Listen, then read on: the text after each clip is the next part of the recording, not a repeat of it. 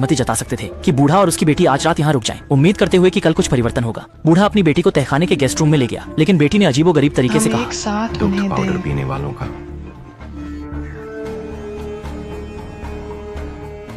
लाओ। हे ने अविश्वसनीय रूप से चारों ओर देखा। इस समय आंगन में एक अराजकता थी। दरवाजा खोला तो देखा कि फर्श पर भी पानी ही पानी था। अंदर कोई व्यक्ति नहीं था और फर्नीचर, सजावट सब इधर उधर गिरे पड़े थे, जैसे किसी ने लूटपाट की हो। लाओ। हे फिर से गैराज में तलाशने लगे और आखिरकार काले सूटकेस में एक सैटेलाइट फोन पाया, लेकिन फोन की बैटरी पूरी थी पर बिल्कुल भी सिग्नल नहीं था। यह सब कुछ बहुत ही रहस्यमय था। वह अविश्वास में समुद्र तट पर फिर से आया, जहाँ उसे रेत में एक कीमती घड़ी मिली। जैसे ही वह इसे उठाने के लिए झुका, उसने एक कटा हुआ हाथ खींच लिया। यह देखकर वह डर से कांप उठा। उसने नजर उठाई तो चारों ओर विमान का मलबा और मानव शव बिखरे हुए थे। इससे पहले कि वह कुछ सोच पाता, दूर से इंजन की आवाज सुनाई देने लगी और एक और नागरिक विमान सीधे इसी समुद्र तट की ओर आ रहा था। वह तुरंत भाग खड़ा हुआ। उम्मीद थी कि वह इस विनाशकारी घटना से बच सके।